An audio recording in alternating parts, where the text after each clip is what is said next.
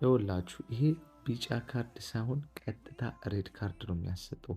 አንድ ተጫዋች እንደዚህ አይነት ፋውል ሌላ ተጫዋች ላይ ከሰራ በሩሉ የሚለው ይህ ተጫዋች ከሜዳ ሰስፔንድድ መደረግ አለበት፣ 2 ጨዋታዎችንም መቀጣት አለበት ነው የሚለው የፊፋ ሩል።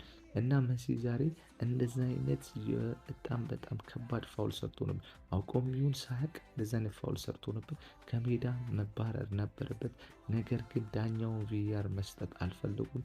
አይ ዶንት ኖ ዋይ። ለኔ በጣም ሬድ ነው።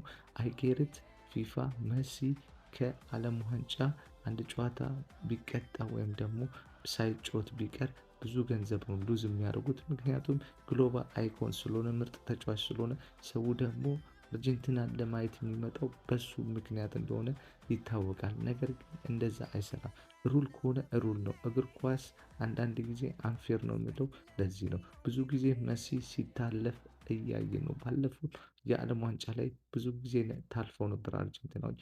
ዛሬም እንግዲህ ታልፈዋል ማለት ነው። በጣም ያሳዝናል። ለማንኛውም ይመቻል።